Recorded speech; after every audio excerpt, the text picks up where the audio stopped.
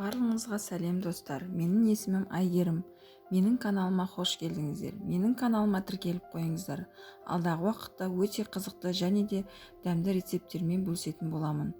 Бүгін ең дәмді торттардың бірі Бупи-пай тортының рецебін ұсынамын. Бізге бірінші корждарын дайындау үшін ұн, какао, қопсытқыш, қант, шоколад, сары май және жұмыртқа қажет.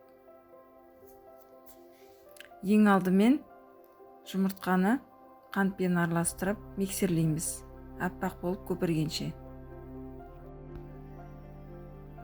Одан кейін ұн, какао және қопсытқыш үшеуін араластырып аламыз. Шоколад пен сары майды водяной банда ерітеміз. Жұмыртқалы қоспамызға ерітілген шоколад пен сары майды қосамыз.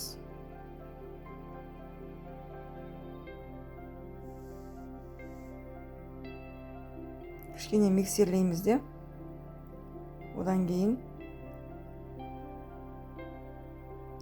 ұн, какао және қопсытқыш араласқан қоспамызды електен өткізіп қосамыз. Коржға арналған қамырымыз дайын.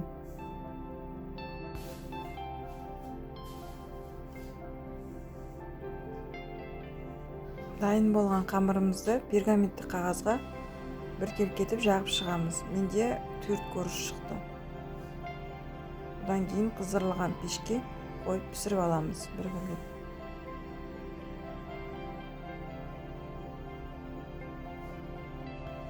Енді креміне кірісеміз.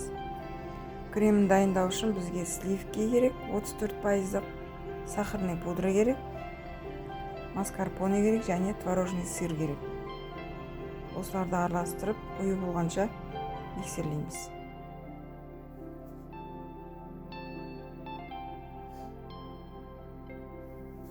Біздің корждарымыз дайын.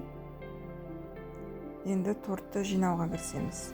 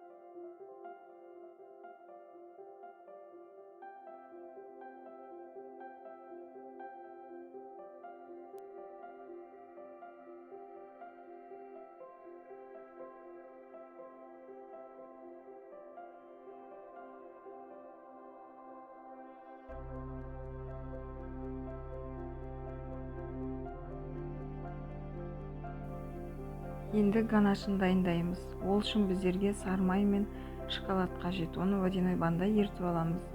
Еріген ганашымызды торттың бетіне құямыз.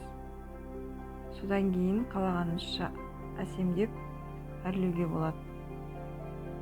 Жеміс-жидекпен де, шоколадтармен де әрлеуге болады. Міндетті түрде жасап көріңіздер, өте дәмді шығады. Назарларыңызға рахмет.